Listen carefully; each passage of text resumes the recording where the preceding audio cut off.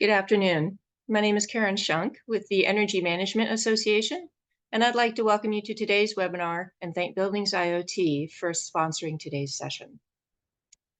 A few items before we get started. Presenters will be holding questions until the end of the presentation, but we do encourage you to submit them at any time using the Q&A button that you'll find at the bottom of your screen.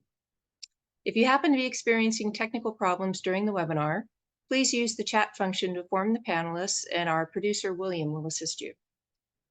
This presentation is being recorded and will be available for viewing in 1 week. And in terms of continuing education credit, everyone in attendance for the full webinar will receive a certificate of attendance sent to their email within 24 hours.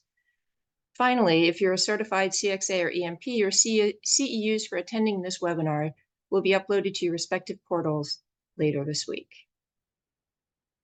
Today's webinar is Federal Funding Opportunities and Leveraging Energy Star with Craig Haglund and Tracey Narel. Craig is the Program Manager for Energy Star at the Environmental Protection Agency, and Tracey is the National Manager C&I Solution Provider for Energy Star, also at EPA. Thank you again, everyone, for joining us. And with that, I'd like to hand it off to our experts, Craig and Tracey, to kick us off.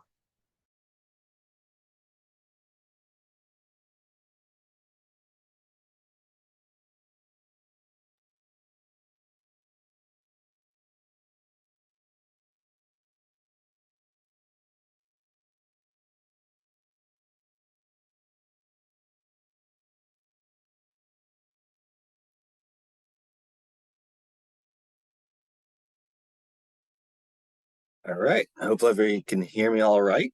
This is Craig Haglund, joined with Tracey Narel. Welcome to today's webinar. Thanks for having us. As Karen mentioned, Tracey and I both are with the Energy Star Commercial and Industrial Branch at the EPA. Let Tracey tell a little bit more about himself when he comes up. But I lead a lot of our work across a number of sectors, notably commercial real estate, multifamily, data centers, existing single-family homes. Today, I'm going to cover a number of topics.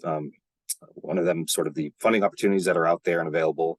Many of them involve Energy Star in various ways, so we'll sort of go at a high level through that. A lot of them have to do with tax law and legislation, and can certainly get complex and go down a rabbit hole as we get into that. So we'll cover basics of what you need to do to kind of examine that and provide that for your clients. And then Tracey will get into a little bit more about Energy Star and our program and our service and product provider partnership. Next slide, please.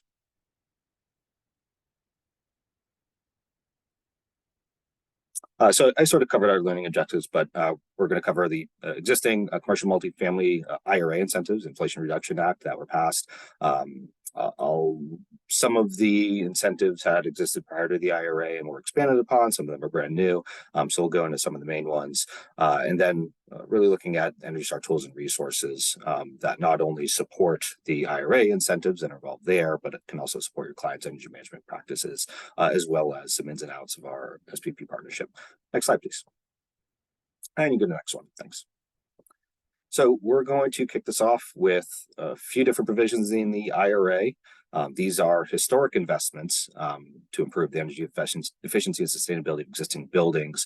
And a lot of the investments kind of take a different form, whether they're tax incentives or rebates. Also, there are grants and loans available, as well as other investments. So sort of have to pay attention to what type of incentive is available and go from there. But really, there's a few main ones we'd like to talk about today. They're listed here. I won't list off those acronyms. We can talk about them in more detail. So let's start first. Next slide, we'll talk about 179D. So this is a tax deduction that's available, been available for a number of years for property owners and developers, and it's a deduction, so you're not getting sort of a check at the end of the year, but you'll be able to take it off of your taxable income. And this has been available for owners and developers. There's two ways that this has been expanded under the IRA. One is eligibility expanded a bit. So in terms of owners of commercial and multifamily buildings, one of the main ways is I believe REITs are now allowed to apply for that, where they weren't prior to the IRA. and then buildings owned by tax exempt entities. So certain government entities, Indian tribal governments, and other tax exempt organizations also fall into this. So eligibility has been expanded. What's also been expanded is the deduction amounts and the details around that. So prior to the IRA, I believe you had to meet a 50% energy savings. That threshold has been lowered. So ideally more buildings will be able to qualify with different projects.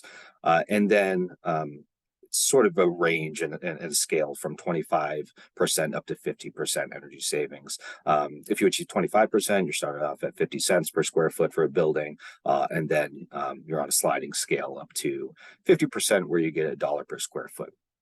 What also exists around this is this on the right, prevailing wage and apprenticeship bonus. So this comes into play in a number of sections of the IRA, as you'll see as I get into other slides.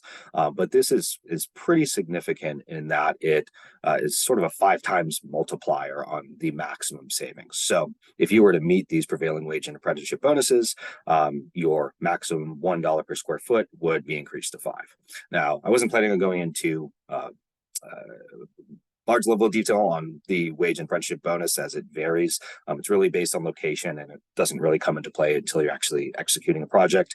But largely, you're agreeing and you use labor for the project from as defined as prevailing wage from the U.S. Department of Labor. And then for apprenticeship, a proportion of the contractors, mechanics that are being used to conduct the project are part of a sort of registered apprenticeship program. So certainly more details there on how to meet that, but sounds to me like it's pretty critical in terms of maximizing the 179D deduction. What's also not on here is what to do to actually prove the 25% or 50% energy savings, as you do need to demonstrate in some way. That's changed a little bit. I don't believe you have to perform an energy model for a retrofit anymore. I think that is one option. One of the other things is that Energy Star and the Department of Energy and the IRS have been in discussion on leveraging Energy Star Portfolio Manager. And Tracey will talk more about the details of Portfolio Manager.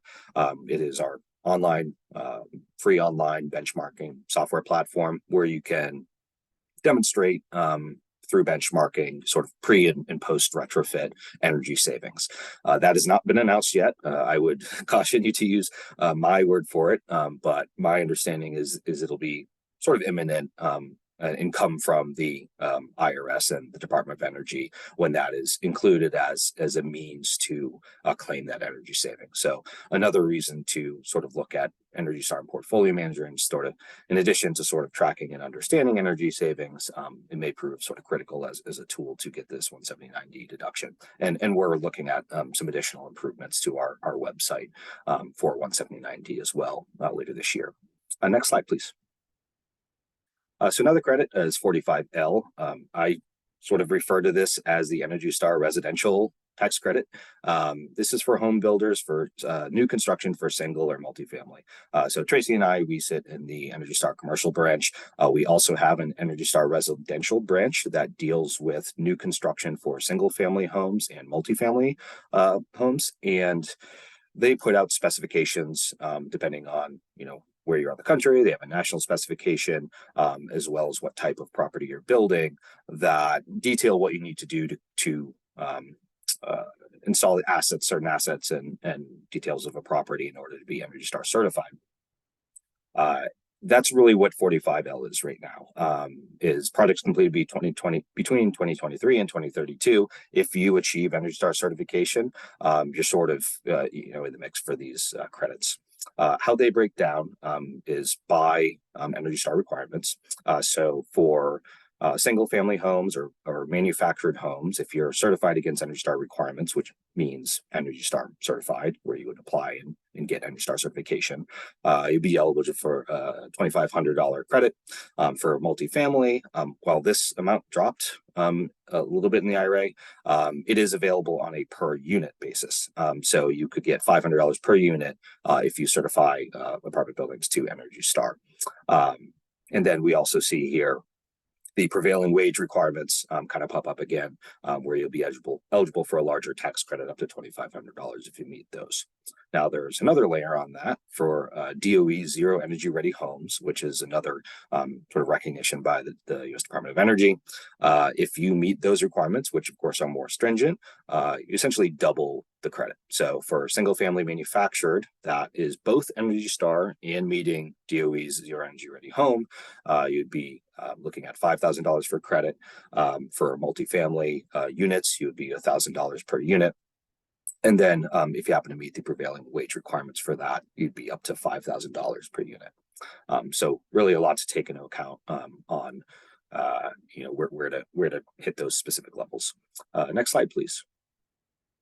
I wanted to show a table. We have this up on our website, on our Energy Star Homes page. This was designed for 45L, so people knew exactly where to look. You can sort of see the location, which we have national requirements, as well as sort of locality specific requirements. So we basically have most of the country is covered in that first row, but then California, Florida, Hawaii, Oregon, and Washington also have their own specific regional requirements. So if you have a client and you're looking at their property, you would so first look at the sort of state territory and then the type of project you're looking at. So single family has single family new home construction requirements, manufactured home, and then multifamily new construction. In order to meet 45L, I believe you do need to meet both the national as well as an applicable regional if you fall into one of these other states in order to be accounted for that. One thing I'll point out here is that these are the versions that you need to meet for 45L specifically. There are some circumstances where you can get Energy Star certification in certain regions for a lesser version. So for example, single family in some parts of the country, you can certify to version 3.0 for single family national. That won't qualify for 45L. So you want to make sure that you're using what 45L specifies using this table we have on our website, and that will show you the requirements that you need to meet. Other than that, which is a little complex, it's fairly straightforward. You're really just looking to certify a project to Energy Star, and that's really the main piece of 45L. Next slide, please. All right, 25C is another tax credit. I actually have personal experience as I took advantage of this for my home. This is available for homeowners of either single family, condos, townhomes, mobile homes, and apartments. Renters could also take advantage, and it covers equipment that's installed between the 1st of January of last year and January 1st, 2033. Now, this is really based on types of improvements that you're making to your property, and then there is a cap on it. So it's 30% of the cost, up to $3,200 total across all these categories. But you can look at building envelope. Home energy audits are also included. It's actually what I did. You got sort of credit on our audit, and then looked at what we could do that fell with this in this, and then you have a variety of options depending on the needs of the home. I do believe the $3,200 is an annual for that tax year. So that if you get the $3,200 in 1 year, the next year it resets and you can do it again. So if you have long-term projects, you can sort of plan it out over a number of years, depending on the need. If you have equipment that you're looking to place in a few years, that's better off kind of kept as it is. But then each improvement that you make will have a specific limit. So insulation, for example, is capped at $1,200, and then you'd probably have to look elsewhere to add up to get that $3,200. Next slide, please. 30C gets a little bit more specific in that it's really dealing with EV charging equipment, so charging stations for vehicles, bidirectional charging equipment, vehicle grid.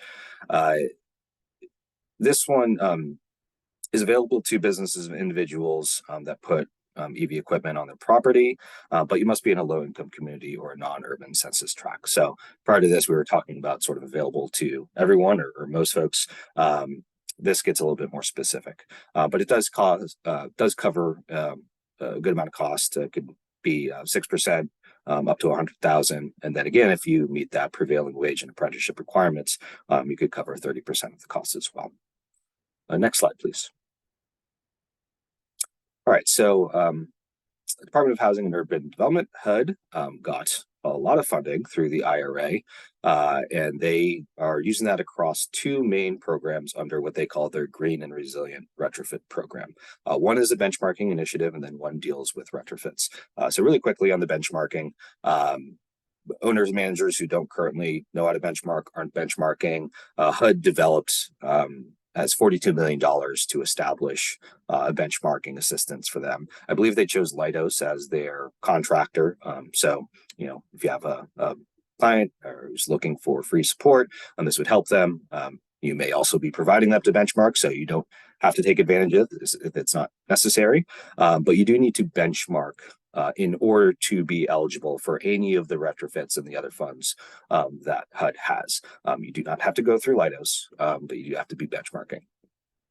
So for the retrofits, they also received a lot of money, both in grants, that essentially just money that you can keep as long as you satisfy the terms of the grant, as well as an expansion of their loan authority for HUD-assisted properties. In terms of eligibility, at the bottom there's a list of available properties. It varies depending on what you're looking at. This is one of those complexities that would certainly point to HUD to make a decision on eligibility. But again, this is more specific to you have to be a HUD assisted property and then fall into some of these other requirements to be able to take advantage of this. Next slide, please.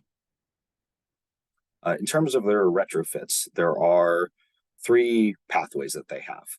The Elements Awards, Leading Edge Awards, and Comprehensive Awards. What HUD has basically said is that as you're looking to say, okay, which one of these should I apply for, as they increase in both the amount that you can get per property or unit and the difficulty to achieve it, where comprehensive is the sort of most challenging. These are for deep retrofits with properties with the highest need, but you can get up to $20 million per property or $80,000 per unit. What HUD basically said is, as you're evaluating this, start with the comprehensive and then work your way back, because they want to provide this money. I believe something like 73% of all of the funding they have under this retrofit program is allocated for the comprehensive. So they really want to make a difference there. They want to look at deep retrofits for properties with the highest need.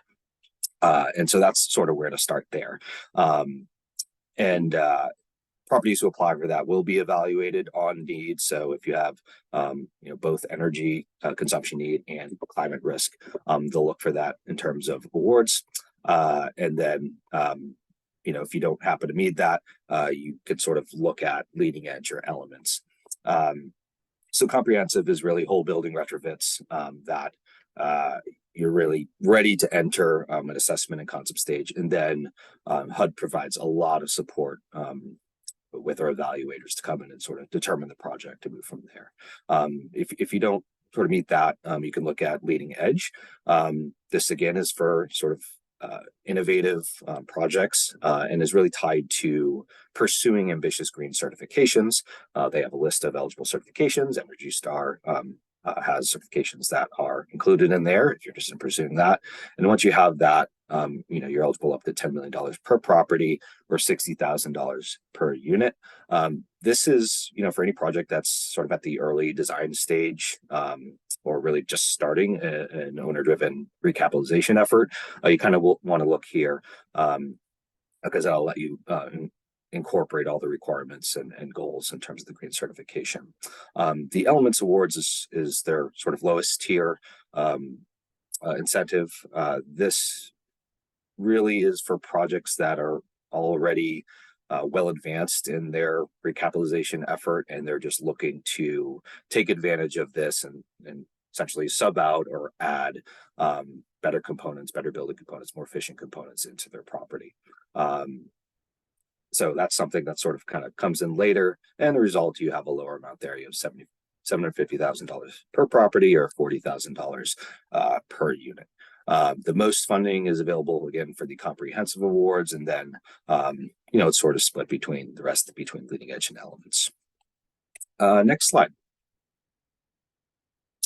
The last thing I'm going to cover sort of really quickly is something called Homes in Here, and this refers to funding that the U.S. Department of Energy will allocate to state energy offices. So it's a little bit of TBD in terms of what will actually come out, but they're looking to award state energy offices who are providing multifamily households with discounts for efficiency upgrades that save at least 20% of energy use. How the homes in here breaks down, the home efficiency rebates or homes, they're going to get 4.3 billion distributed to SEOs to help implement these rebate programs. And then state energy offices can possibly get larger rebates for low to moderate income households. For the home electrification and appliance rebates are here. They're also getting about 4.5 billion for state energy offices to carry out. These rebates are only for lower moderate income households. So really depends on what bucket you're looking at. And again, these will come out in state energy office incentive programs. So you'll have to sort of wait and see what's available in your specific region or your client's region. I think that is it for me. So I will turn it over to Tracey now. Great, thanks, Craig. It was really informative. My name's Tracey Narel. I'm a colleague of Craig's at EPA and the Energy Star Commercial Buildings Program. And as Craig mentioned, I work with our service providers and such as most of the people in this audience, and also our utility partners. So as I like to say, folks on the solution providing side of the efficiency equation. So I'm glad to be here today. And I'm going to talk a bit about Energy Star offerings for the commercial building sector.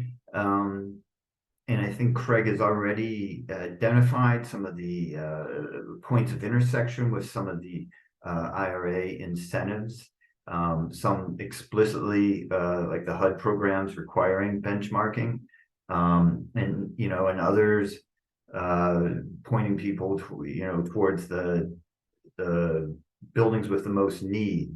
So kind of finding out who has the need and what buildings are actually doing well already is another intersection with benchmarking.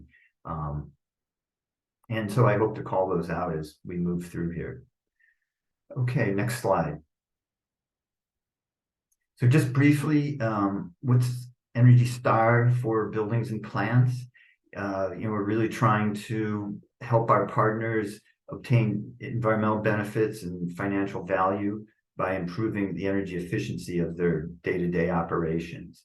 In buildings, a cornerstone of the strategy we promote is benchmarking, putting a metric in a building owner's hand that allows them to get a grip on their energy spend and see where they stand today versus similar buildings, either that they control or similar buildings around the country. We then provide resources and tools to help people improve the energy performance. Some of these are decision-making tools. Others are strategies for working with employees and tenants, or guidance to where to find rebates in the market. And then the sort of third step in our sort of fundamental strategy is offering opportunities for folks to earn recognition. And here there's a number of recognitions that we offer. From the Energy Star certification of an existing building, the recognition of the designs that will hopefully earn Energy Star once in operation, tenant spaces, as well as organizations as a whole. Our partner organizations compete annually for Partner of the Year awards. And then a new form of recognition that's you should keep your eyes out for in 2024 is what we're calling Next Gen. And here we're building upon the foundation of energy efficiency and adding in components related to use of renewable energy and movement towards electrification. So that next gen recognition is something that will be rolled out in 2024 and could be a useful tool to work with some of your clients on. And finally, for anyone involved in the industrial sector, we also have an Energy Star Challenge for industry that recognizes improvements in individual industrial plants. Next slide. So now I'm going to talk about Portfolio Manager and go in depth here a bit because it's both important to our strategy, but I think it's also an important tool, you know, when we think about some of the incentives that Craig covered. Next slide. So Energy Star Portfolio Manager is a tool that EPA offers. It's a free online secure tool that building owners and operators can use to really help manage their facilities and enable an overall energy management strategy. So it's available to the public. There are no fees associated with any aspect of using Portfolio Manager. And this is an image of the user interface if you were to log into Portfolio Manager. Next slide.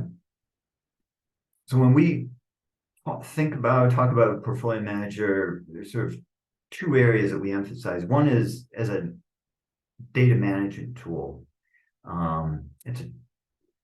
It's designed to allow users to track their data related to energy consumption, water consumption, and waste. It can be data can be managed. You can track trends in the data over time. We also are building our capacity to track green power purchases as that becomes more important in the marketplace. And in addition to a tool that provides a means of managing data, you can also create a number of both standard and custom reports, tailored to meet your particular needs or the particular needs of your client.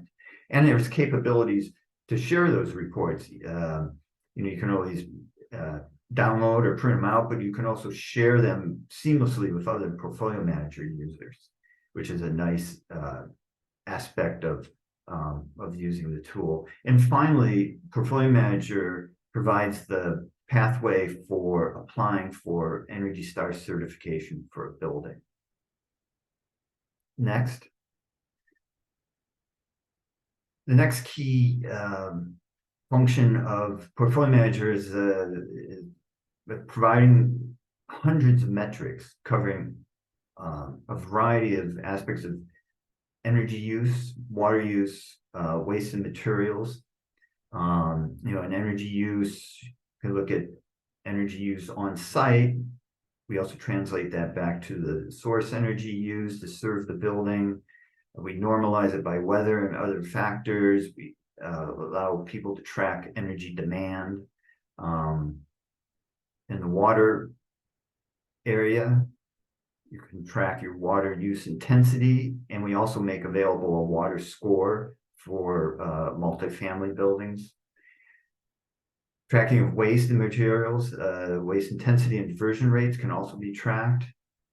And one of the sort of key metrics available from Portfolio Manager for commercial buildings is the 1 to 100 Energy Star score. I'll talk a little bit more in depth about that in a minute. And finally, Portfolio Manager allows you to track facilities' greenhouse gas emissions, looking at direct, indirect, and allowing you to get a comprehensive view of that. So a Portfolio Manager, in summary, is both a data management tool and also a great place to find key performance metrics. Next slide. A bit about the 1 to 100 Energy Star score. EPA develops these 1 to 100 scores for most of the major commercial building types. We do this based on a statistical analysis of a representative national data set.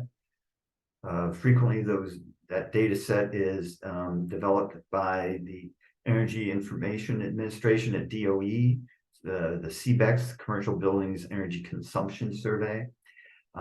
We use that for a number of our scores, and then occasionally, when the sample there is insufficient, we collaborate with market organizations, associations to conduct independent surveys to provide the data. These data are all used to develop 1 to 100 scoring algorithms. And for buildings that are eligible for the score and score 75 or above, they become eligible to apply for Energy Star certification for the building. So if you have that highest tier performance and you meet other criteria related to providing a safe, healthy indoor environment, you can apply for an Energy Star and actually earn that for the building. And that, again, that recognition is an additional incentive, I think, for building owners, for your clients to take action to save energy, as well as tap into some of the IRA incentives. And we really feel that this 1 to 100 score is understood by all stakeholders involved, right? From the boiler room to the boardroom. Everyone understands that, you know, when 1 is poor and 100 is best, it really facilitates communication about how well a building is doing. Next slide. I just want to show this briefly. It's the property types for which a 1 to 100 Energy Star score are available. They said you can see most of the major property types in the market are here. Office buildings, K-12 schools, hotels, hospitals, warehouses, in supermarkets. You can see a variety of others. So we really have very good coverage with the 1 to 100 score. Next slide. So benchmarking, you can look at a portfolio of buildings. You can understand individual performance, compare buildings' performance to similar facilities nationwide using the score, or if the score is not available for a particular facility, to the national median. And then by tracking these metrics over time, you can both identify problems as well as the achievements of various energy management strategies that have been deployed. Next slide. And I think specifically thinking about the IRA incentives or other incentives in the available in the market, or just recognizing that, you know, many of your clients will have limited budgets for upgrades. You know, benchmarking can be a very effective way of identifying underperformers. So it really, you know, what are the facilities who are wasting the most energy, who have the most potential for improvement, and can really generate lots of great financial and environmental benefits. And that's a really key value of benchmarking. So you can, again, compare a building either using 1 to 100 score to the median, or you can compare buildings, a portfolio, a group of buildings amongst themselves. Like, for example, if you're a school district and you have a limited budget but you have the ability to do something in a particular fiscal year, and you can use benchmarking to target the lowest performing facility. So here in the slide, we have, you know, scores ranging from a 94 to a 34. So the 94 is doing pretty well on its own, but the 34 looks like that would be the place to focus. And as I said, just to underscore, while the 1 to 100 score is a very useful metric, it really is the fact that any building could be benchmarked in terms of creating a weather normalized energy use intensity. So that the basic function of benchmarking can be provided to assess the performance of any building. Next slide. And for those of you who are finding opportunities to work with your clients doing benchmarking, I think often those opportunities come up as sort of a project-based, one-off. Maybe a client needs help meeting complying with a local or state requirement for benchmarking and disclosure or building performance standard, or for some other need, participating in an industry competition, for example. But we would encourage you to consider trying to turn that initial interest into an ongoing service, and we refer to it benchmarking as a service, and really rolling it in as something you provide to create or reinforce your ongoing relationship. And there's 3 things we like to emphasize when we're encouraging folks to consider this. One is in acquiring data. By establishing a sort of service model, you may be able to take advantage of less burdensome ways of collecting and entering the data in Portfolio Manager. For example, by assessing whether the local utility offers a data access service where they populate data into Portfolio Manager directly. In more of a relationship environment, you can take advantage of that. Creating additional reports, reports that your client can use, to track performance and gauge the success of their energy management strategy. And finally, I think just to reinforce any ongoing relationship you have with your clients already, offering benchmarking as an ongoing service, creating periodic reports, sitting down with clients and reviewing those is I think great opportunity for some of you, depending on your business model. And we've developed some resources that sort of outline the things you would have to think through and consider if you wanted to put together such a service. Next slide. And working with Portfolio Manager, working with your clients, one thing you have to decide is, what's the best data management method for getting data about facilities into Portfolio Manager for its use and benefits for your clients. I mean, one is you can, most basic is to log into Portfolio Manager and do data manual data entry, which can be very appropriate if it's just a building or two. When you start working with a greater volume of buildings, we offer a range of spreadsheet upload templates. So you can upload data in bulk, and that really facilitates the entry of data. And finally, we have web services that are part of Portfolio Manager, and this really enables data entry and management at the greatest scale. So if you start dealing with many dozens or hundreds or thousands of buildings, we really encourage people to consider web services as the best data management strategy. Next slide. Just to talk a little bit more about web services and data access, I touched on this already. I mean, you can use the web services to better meet your customer needs and sort of make your operations working with the data more efficient.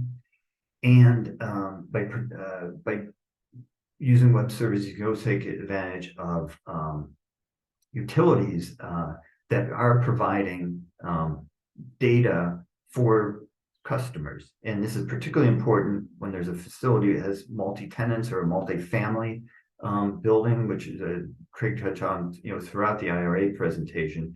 If you have 300 units, to try to get individual tenants who would be paying their bill to release their data can get really cumbersome and often not feasible. But some utilities are now facilitating benchmarking by offering a single aggregate whole building data, say for that facility with 300 units, which really enables benchmarking quite seamlessly. So we have resources in this interactive map that's shown where you can use to assess whether the local utility for your client is offering this sort of data access. Next slide. And finally, in addition to encouraging folks to use Portfolio Manager in their service delivery, we also like to encourage you to consider becoming an Energy Star partner. Because while many of the tools are publicly available, by becoming a partner opens up opportunities for you that are available only to partners. Certain listings on our website are only available to partners. Recognition such as Partner of the Year as well is only open and available to partners. And I think by being involved with the partnership, it just facilitates your use of the tools and resources and will keep you better informed. Next slide. These are various eligibility requirements. I think the one most relevant today is for the service and product provider, SPP, for commercial buildings. And the key requirement here is just in the last 12 months, the service provider has either benchmarked 12 buildings or worked to earn the Energy Star certification for a single building. So it's a requirement just to demonstrate some facility with our tools. Next slide. As I mentioned, one benefit of being a partner is some of the visibility we bring to our partners on our website. One in particular is our SPP directory, which is searchable by location, name, the services delivered, and whether or not a firm has a disadvantaged business enterprise status or is a small business. So this is one key way that we're getting our service provider partners the visibility to building owners and operators. Next slide. And as I said, just by becoming a partner, you become more consistently informed about tools and resources that we're creating and rolling out to the market. For example, rebate finders that we offer, which are relevant to commercial buildings, both for Energy Star products and for rebates, beyond the Energy Star product categories in some of these other commercial areas. Next slide. You stay informed about Portfolio Manager training, which we offer on a routine basis. So the use of the tool is very well supported. Next slide. And gain better understanding of some of the project evaluation tools that you can use with your clients to really translate the energy benefits into financial terms, and really use the language that they use in terms of thinking about their business activities. Next slide. And technical assistance. By becoming a partner, getting our newsletter, again, you just have a greater awareness and appreciation of the kinds of tools and resources we offer. Next slide. And I think that covers my section. I want to thank you. And I think we're ready for question and answer now.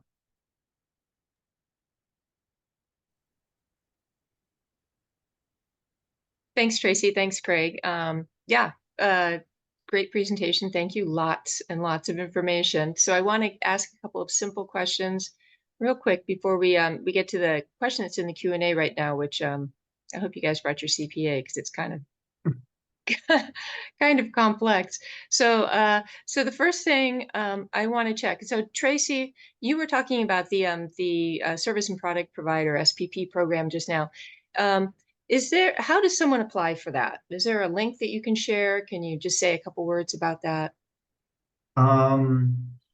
Yes, It's through the website? I'm hoping it's through the Energy site. It's energystar.gov. You'll find various links to join. And we can certainly, if it's not in the slides already, we can certainly provide you that link. Maybe it can be mailed out afterwards. Okay. Sure. But it's an easy for this category of partnership. It's an online application process. And the only sort of the thing to be aware of going into it are those requirements to be able to demonstrate that you benchmark 10 buildings or certified one. All righty. Well, Craig, I had a quick one to you too, because I could see how you had the division of labor there in the organization of the presentation. So, is there like a good central place for information about the incentives online? Yeah, good question. For all the ones I covered today, I'm not aware of one specific site. I think there's a bunch of organizations that try to put out. U.S. Department of Energy has a number of pages on some of these deductions that go into some more detail. The Energy Star website has information on 45L, and we'll be providing more on 179D. So I don't know of the best to source, but I would say DOE. And it depends on the level of detail. You could probably Google some of these and get 100 results that cover the basics of it. But I would say the U.S. Department of Energy, the Energy Star pages, and then for some of the tax specific one, the IRS publishes all of their notices, which clarify different elements of it. Okay, great. Thank you. And actually, my colleague Will, he just put in some links for partnering the SPP program into the chat. So thanks for that, Will. So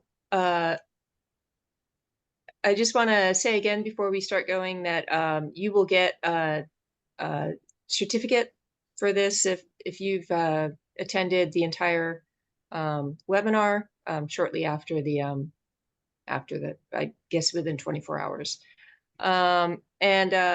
So again, another simple question, because like I said, there's a much more complex one that I would like to get to, but there is a question about whether Canadian buildings can participate for Energy Star rating. Yes. Yeah, we have a sister program with Canada. It's all called Energy Star. Everything looks the same. NRCan, Natural Resources Canada, operates that program. It's based on their own modeling of Canadian buildings, and so we work closely with them. We have conversations all the time, but it's run separately by a Canadian government entity. But yes, Canada is the only other country other than North America that United States that you can get Energy Star ratings for, but it's based on a different data set. Okay. Okay, so the question I've been alluding to that I'm sure you're all waiting for with bated breath is according to the 17D tax deduction, this sounds like this is one for you, Craig, a deduction from 50 cents a square foot to $1 per square foot for a building with 25 to 50% of energy savings is available. Which buildings are included in this deduction? Kind of existing or new. If the new buildings are included, then how can you determine the amount of energy savings? Yeah, so my understanding is that the deduction is for buildings that are in place when you actually can go ahead and claim the deduction. I believe you can, you pre-apply and you go through some paperwork to define the project. In cases where you don't have an actual property with utility bills set up to be able to do that through Portfolio Manager. They have some other specified ways of determining it. Energy modeling, I think, is one option, and it's comparing reduction in energy. I believe it's ASHRAE 90.1. I'd have to look that up, but they specify a standard for the most recent standard. I think ASHRAE 90.1 for after 2023, and then ASHRAE 20. I'm gonna actually have it up. ASHRAE 90.1 2007 for properties that are from 2021 to 2023. So it depends what date the project and it was in service and the project was done, and that'll determine sort of the comparison standard, and that's what you would do the reductions off of. So there'll be a few different options for how people can pursue it.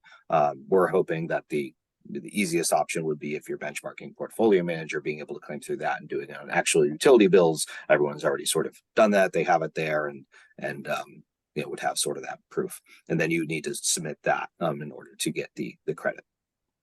So that was a question from Roge. Roge, did that? If you could just let me know real quick in the Q&A if that helped, and maybe we can get you more information after the webinar if that's the case.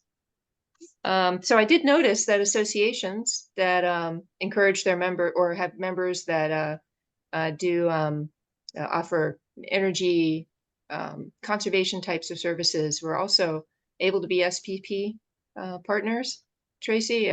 So I am going to run over there and sign EMA up in a minute. Well, you're too late. Well, are we already signed up? EMA is already signed up, and not as an SPP partner, such as your members or the audience today, but as an association partner. Okay. So we do strike partnerships with service provider associations, and so EMA has been a partner for a number of years now. So okay. So I am the new kid on the block here, I should say, and my predecessor was very on the ball, so that does not surprise me that she's already had done everything that was required to get us properly signed up in the program. So thanks to Kudrat Utabe, who had also posted a link to the Energy Star partnership. Roge said he still has a question on the new building, so maybe we'll just make sure that you're connected. But he says, are there any tax deductions for new buildings? It depends on the building. For commercial buildings, not including the 45L and multifamily construction. I'm not sure how the ones I covered now apply. Okay. There are included in the eligibility are, I think they call it like applicable designers of new buildings. So I think for designers of buildings, which would theoretically be new buildings, there's a credit there, but I'm not sure of the details with that, since I work mostly in the existing building space. But my understanding is that for most of it, you need to demonstrate the actual improvement of the building. They may have some requirements on sort of stringent energy modeling if it's not put in place, but I'm not familiar with that. Okay, so basically your expertise and the information that you shared today is really based more around improvements. Improvements, yeah, for existing buildings outside of the 45L, which is new construction for single and multifamily. And what about commercial? So residential, he was asking about. So for commercial, is that also 40? I mean, was that 45L? I'm sorry. No, 45L just covers homes. So residential, whether it's a unit, an apartment, or a single family home, that's 45L. There is not an equivalent that I know of for new construction of existing commercial buildings. There might be, but I'm not familiar with that. Okay, got it. Outside of what might qualify under 179D for designers of new buildings. Okay. So I just want to say one more time, we're getting close to the top of the hour. If anybody has any more questions, now would be the time to put them in. So So bacon, eggs, and ham. That's what my music teacher taught me, to wait to see if somebody responds. No, it looks like you've covered everything pretty exhaustively. I do encourage people, if you had a question and for whatever reason you decided not to submit it during the webinar, we do have contact information for Tracey and Craig on this slide. And I do encourage you to reach out to them, because this is really great information, but also a little complex. So, you know, do please reach out to them. That's why they're with us today. So again, thank you, Craig and Tracey, for a great presentation and discussion. And thank you again to our sponsor, Buildings IoT. That's a wrap for today's webinar.